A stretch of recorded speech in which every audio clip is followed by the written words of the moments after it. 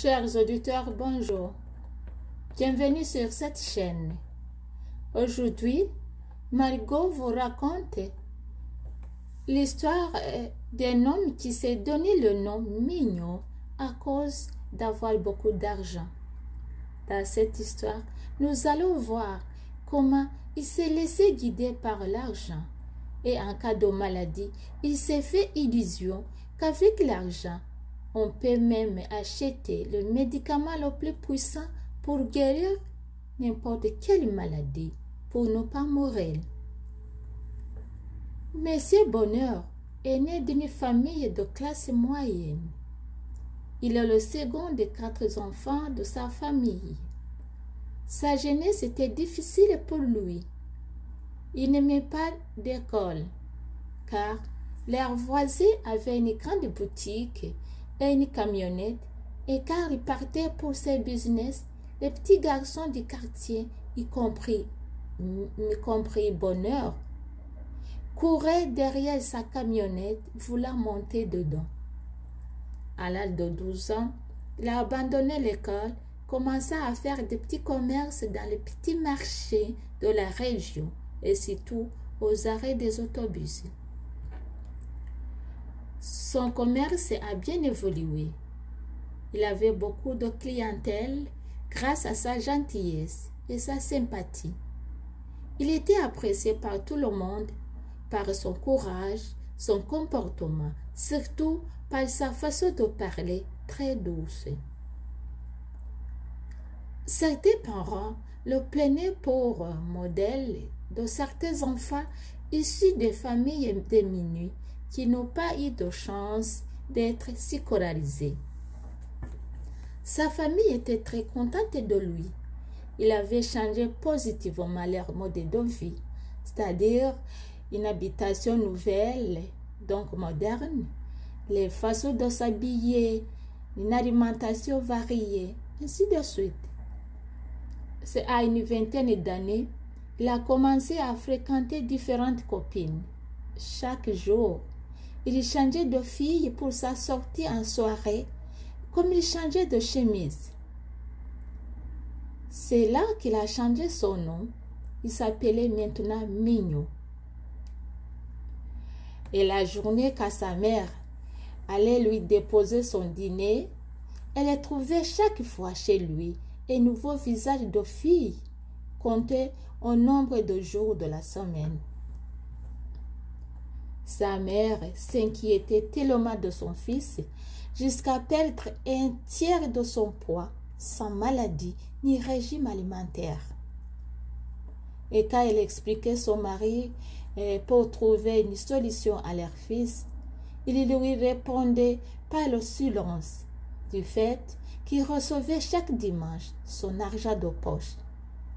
Chaque soir, son papa était assis au bistrot du quartier, boire et acheter aux amis voisins de la bière, boisson des personnes riches et respectueuses, traitement de parasites, se disait-il. Un jour, sa mère lui fait asseoir et lui demandant de choisir une de ses filles aimées pour être sa belle-fille, de laisser faire le vagabondage sexuel vu que le VIH était une pandémie qui nous ravageait beaucoup de personnes sans distinction ni pardon. Mignon avait un embarras de choix. Une longue liste de filles défilait devant ses yeux. Sa mère lui donnait au moins une semaine pour réfléchir, bien observer, afin de faire un bon choix. Heureusement, la nuit porte conseil. Il a pu choisir une fille enseignante de son quartier. Celle-ci avait terminé ses études pédagogiques, diplômée. Pour lui, elle pouvait gérer son foyer et bien faire de beaux enfants. Elle répondait au nom d'innocente. La maîtresse avait beaucoup de jeunes qui la côtoyaient pour la marier. Elle était très belle, à savoir qu'à cette période, une fille diplômée ne pouvait pas marier un jeune sans études. C'était comme un habit de carrière. Mais grâce à sa richesse, Mignon a réussi à l'épouser. Après l'annonce de leur mariage, toute l'équipe enseignante n'a pas compris, même certaines personnes du quartier. Certains pensaient que la fille serait enceinte, d'autres la prenaient pour une folle, car Mignon était un grand couleur de jupon bien connu du quartier. Il était même soupçonné d'être séropositif.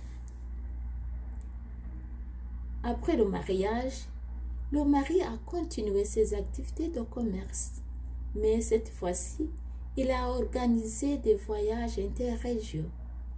Sa femme l'encourageait aussi à faire des importations et exportations.